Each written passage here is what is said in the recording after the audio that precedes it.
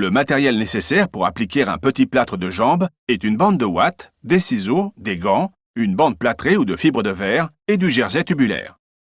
Tirez le jersey sur le pied et remontez-le jusqu'au genou. Positionnez le patient avec le genou fléchi et la cheville en position neutre. Enveloppez le pied de ouate.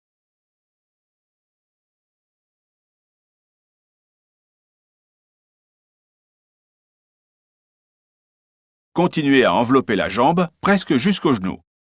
Utilisez un rouleau supplémentaire si nécessaire. Chevauchez chaque tour avec environ une demi-largeur de bande de ouate.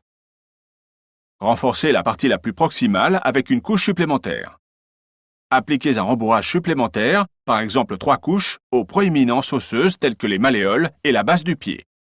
Appliquez un rembourrage supplémentaire au tendon d'Achille, près de son insertion, sujette aux frictions. Repliez le jersey sur le rembourrage de ouate aux deux extrémités. Enfilez des gants avant de travailler la bande plâtrée ou la fibre de verre. Plongez la bande plâtrée ou de fibre de verre dans l'eau à température ambiante. Expulsez l'excès d'eau en secouant ou en pressant le matériau. Enroulez la bande plâtrée ou de fibre de verre à partir d'un point distal du pied. L'application des plâtres, notamment l'utilisation de bandes plâtrées ou de fibres de verre, est traitée dans une autre vidéo.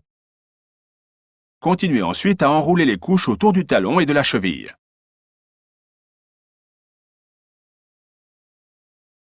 Enveloppez la cheville en remontant vers le mollet. Chevauchez chaque tour d'environ une moitié de largeur de bande.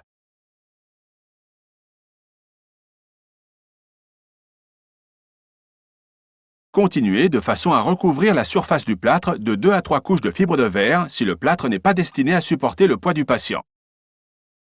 Les bandes plâtrées nécessitent davantage de couches, en fonction de facteurs tels que la taille, le poids et le niveau d'activité du patient. Après l'application de chaque rouleau, lissez les interstices de plâtre ou de fibre de verre.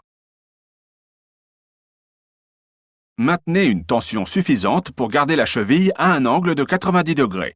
La paume de la main gauche du praticien est utilisée ici.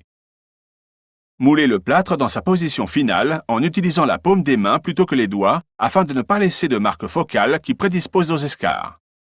Vous pouvez mouler d'une main et lisser le plâtre de l'autre. La cheville doit finir en position neutre.